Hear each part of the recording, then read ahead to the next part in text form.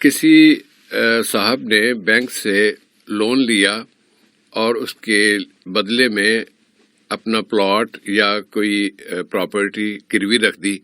Bank defaulter ہونے کی صورت میں وہ پلاٹ یا وہ پراپرٹی اس کی نیلامی کرتا ہے. اس نیلامی میں کیا حصہ لینا جائز ہے؟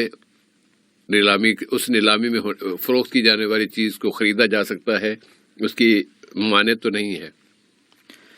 اس سے یہاں پہ بات ذہن میں رکھی جائے کہ مسلمانوں کو چاہیے کہ اس طرح کی حرکت نہ کریں. بے شک جو بھی حلال کمائی ہے اس پہ اکتفا کریں، اور اس کے بعد خاص طور پر جو سودی قرض ہے اس میں نہ جائیں، اور اپنی جو بھی جائیداد اسے جو ہے اس طرح جو ہے دوسروں کے حوالے نہ کریں. اس سے اپنے آپ کو بچا کے رکھیں، یہ کوشش کریں.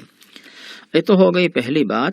دوسری بات یہ ہے کہ جب کوئی شخص جو ہے رہن کے طور پر اپنی جائیداد کے جو ڈاکیومنٹس ہیں وہ کسی کے حوالے کرتا ہے، اس کا مطلب یہی ہوتا ہے کہ اگر جو مطلوبہ قرض ہے وہ قرض آپ نے وقت پر نہیں دیا، ان شرائط کی تکمیل نہیں کی، تو جس نے قرض دیا ہے قرض خواہ جو ہے وہ اس جائیداد کو ضبط کر سکتا ہے. تو قانونی طور پر اس جو بھی محکمہ ہے، جو بھی ادارہ ہے، جو کارپوریشن، اس کو اس بات کی اجازت ہوتی ہے کہ وہ جو ہے اس جائیداد کو ضبط کر لے، آپ سے لے لے.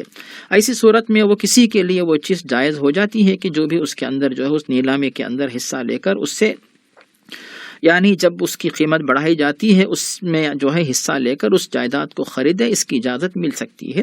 اور اس کی دلیل ہمیں ملتی ہے کہ اگر کوئی شخص مقروض ہے اور مقروض ہونے کی وجہ سے کوئی شخص جو ہے لوگوں سے پیسہ لیا ہوا ہے، تو جن لوگوں نے قرض دیا ہوا ہے ان لوگوں کو حق بنتا ہے کہ جا کر اس کے گھر کا سامان وہ لوگ لے سکتے ہیں.